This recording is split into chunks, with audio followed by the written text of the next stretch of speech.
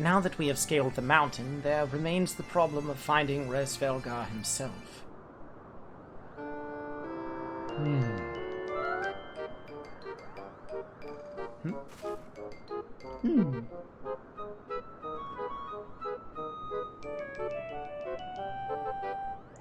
What manner of creature is that? That would be a Moogle.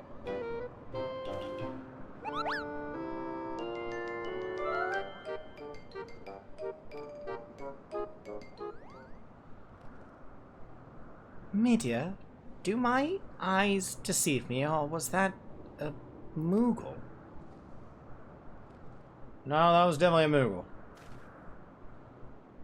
It was my understanding that they only dwelled with... Yes, well, it was my understanding that they only dwelled within the Twelveswood. I would certainly never expect to see one in the churning mists.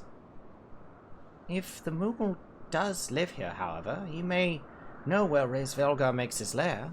Quickly now, before we lose the creature completely.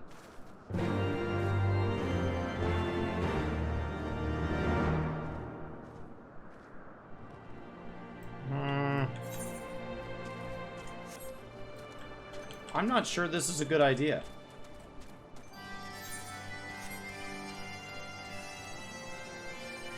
As a matter of fact, this might actively be a bad idea.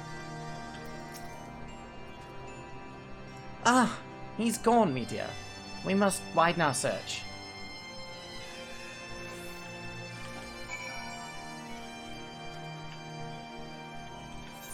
Okay.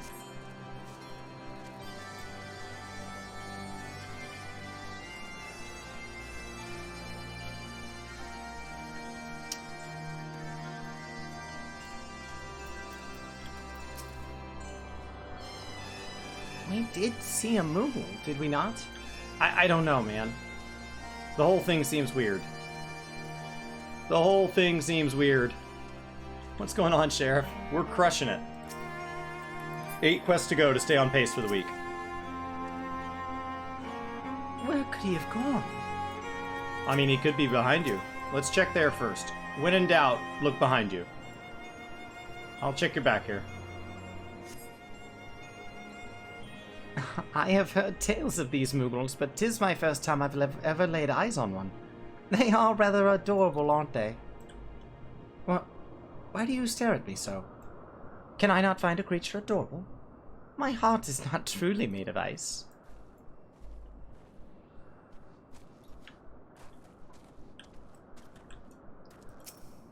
What's this disturbance here? I think maybe there's some concealment magics going on. Alright, let's see if the observant, ever-present Estinian is on top of his game. A Moogle, did you say? I'm unfamiliar with the breed, but I shall search for one nonetheless. Alright, I'll check behind you. Just in case you're being a bit of a floor tank at the moment. No? I see no evidence of this Moogle of yours. Are you certain it wasn't a trick of the lights? Mayhaps 'twas simply one of these strange plants, shifting in a breeze. Mayhaps. They do look kind of like Moogles. But I doubt it. I have this odd feeling we're going to find one here. There's no sign of the Moogle here. Alright, Alfie. I'm sure I glimpsed a Moogle fleeing in this direction. Could he be concealing himself with magic? Oh, he definitely could. He definitely could.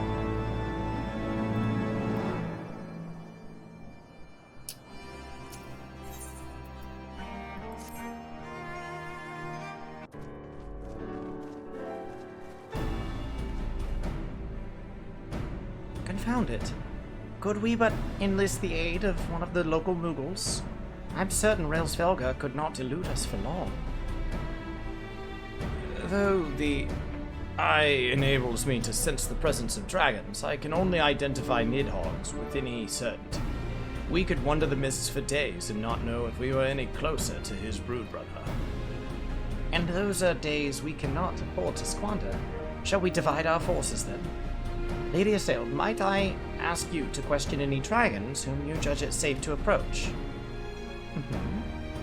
I shall try. Yet I fear the influence of Nidog's rage will render most of the Dravanians in this area deaf to reason. And what of you, Master Alphino? I have not given up on the Moogles. Meteor, come with me to Gridania. I mean to petition the aid of the Moogles kin in the Twelveswood.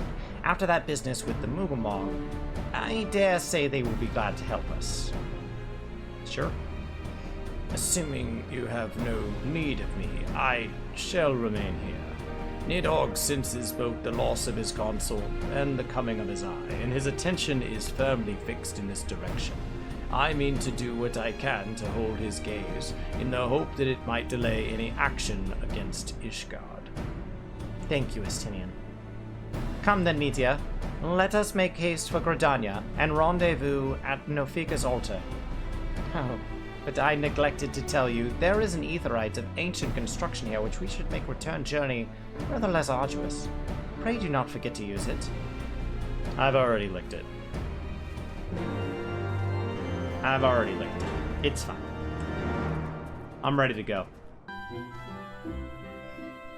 I sent word to the Elder Seedseer upon arriving in Gridania, and I am pleased to report that she has agreed to grant us an audience. If anyone can help us contact the Twelveswood Moogles, it is she. We are expected at the Lotus Stand. I trust you are familiar with the conjurer stationed at his entrance. I am. The Elder Seedseer awaits you. Pray follow me. Of course, of course, of course.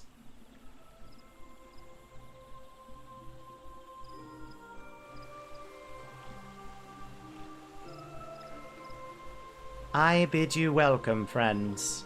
The Admiral spoke of having met with you, but 'tis no less of a relief to see you safe and hale with my own eyes. We humbly thank you for your agreeing to receive us upon such short notice, my lady, and for all you have done for us in our absence. Would that it solely to express our gratitude that we came to you this day. Alas, the tides of battle yet dictate our comings and goings. Elder Seedseer, we would beg your wisdom in a matter that may finally bring an end to the Dragon Song War. Speak on, friend. Well, you see, what happened was...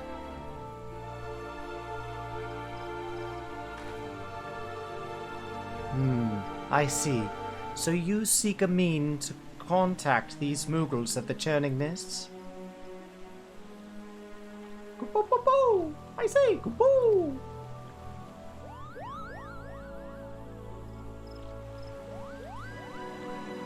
Greetings, Scoop Look Up. What do we have the pleasure of your company? I was struck by a sudden urge to bring you some fruit, Connie.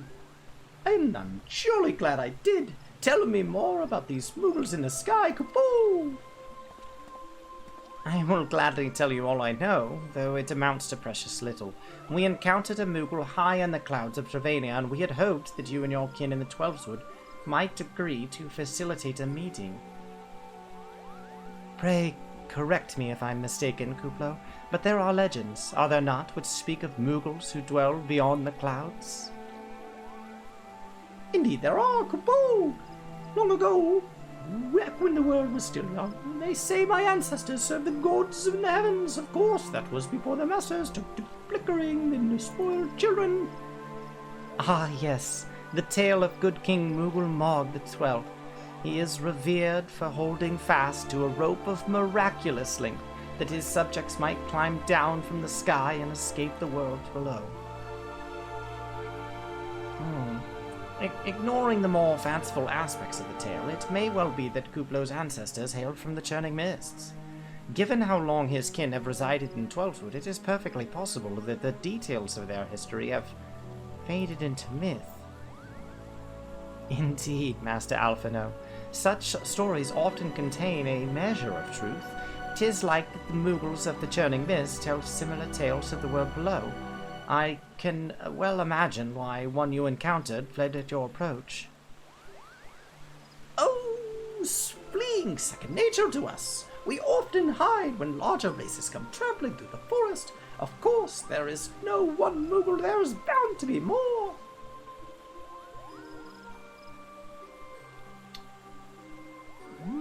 Which is why I've decided to take a trip to the clouds. Kaboo! They surely won't be afraid to talk to me. I was hoping you might say that, Master Kuplo. You will accompany us, then. Just you try and stop me, Kaboo! I'll admit, though, the venturing outside the Twelveswood is a bit unsettling, but I can hardly refuse a chance to meet my distant cousins.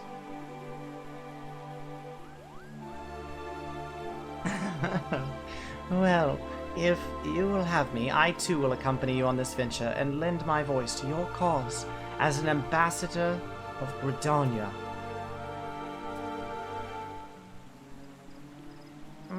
My lady, are you quite certain? How oft has our nation turned to the scions of the Seventh Dawn in its hours of need, and how oft have we asked the Warrior of Light to risk his life to save our own? Full many times, I say you, and never have they refused us. Thus do I choose this day to offer mine aid to our allies for the good of the realm. Is this not just?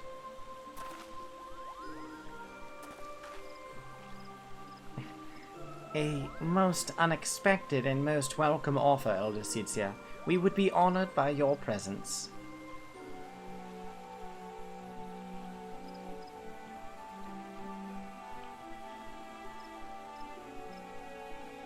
Cool. Cool.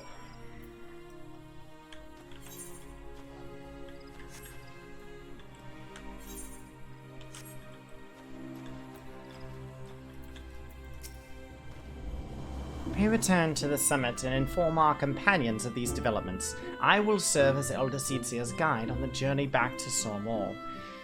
And being a path I have already trodden, I do not anticipate any great difficulties. Besides, we shall have the Elder Sitsia's personal guard to escort us. Sure. Well met, Warrior of Light. Nidhogg has not stirred, but he watches us. Unblinking. That makes sense. So we got a lot of help coming this way. It's gonna be super awesome. The Elder Sitzia herself answers your call. Well, then there is naught to do but wait. Could you help me do some fates? They are here, Meteor. Greetings, my friends. I'm happy to report that our journey was mercifully uneventful. Devoid as the road was of Dravanians, it would seem the dragons have abandoned Sormor for the churning mists. Elder Sitzia, may I present to you Saracenian, Ishgard's Azure Dragoon.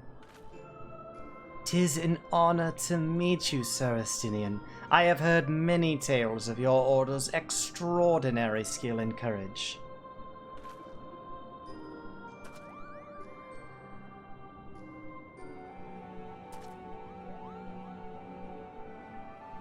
Friends, I feel it only right to inform you that you are not alone.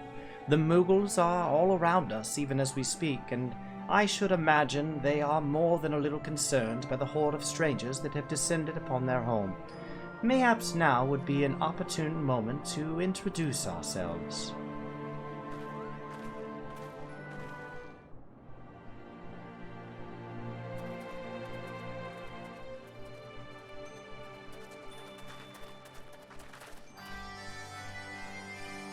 This should serve.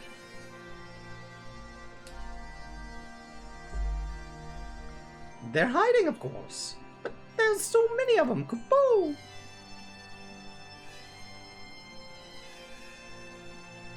I am Con-e Senna. My companions and I have braved the long road from the Twelveswood to share words with you. On this, the occasion of our first meeting, we bring an offering of light, and wind.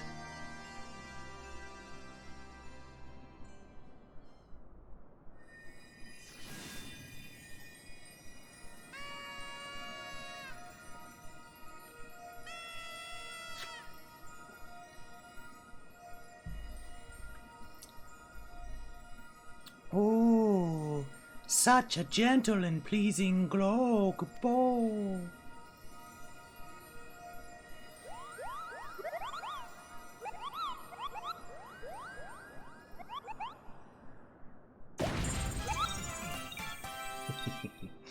I am Moglin, the chieftain of this Mughal clan. Chieftain Moglin, it is an honor to meet you. Greetings, I am Kuplokop, ambassador of the 12-Wood Mughals. A Mughal from the world below. Your hide is of a different hue, but that palm is unmistakable.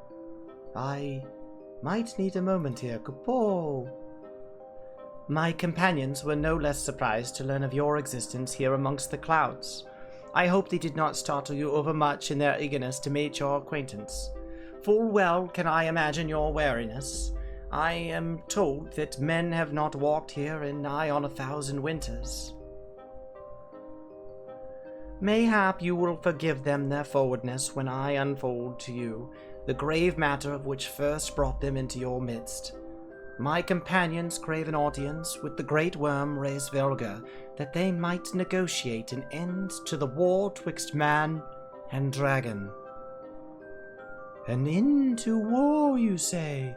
I trust you, Konesena. The light of peace shines brightly within your soul.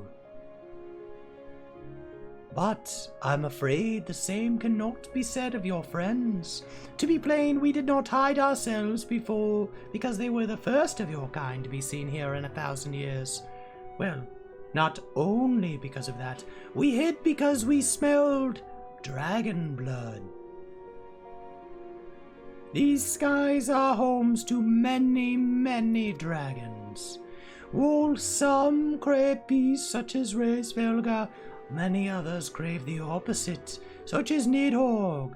Suffice it to say, we are worried that the presence of your blood-spattered warrior friends will attract the attentions of the nastier kind and invite destruction of our happy home.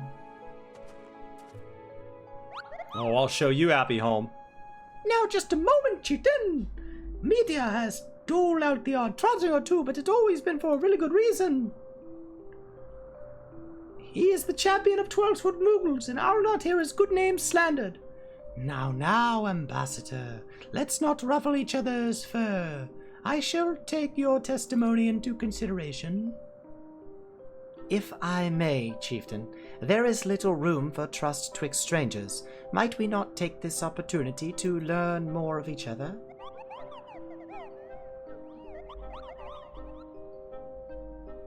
An excellent suggestion, Kupo. In the interest of fostering friendship, then keeping an eye on you, I extend to you the hospitality of Margot. Prove yourselves worthy of our assistance, and it will be yours. I shall be watching, Kupo.